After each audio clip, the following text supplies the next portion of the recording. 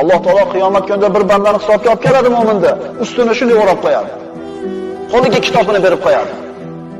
Fa amma man utiya kitabahu bi yaminihi. Ammo kimning kitobi o'ng qo'lidan berilsa, bu yerda Alloh taolo o'rab qo'ygan satrning ichida so'rar ekan, kitobini o'qiydi.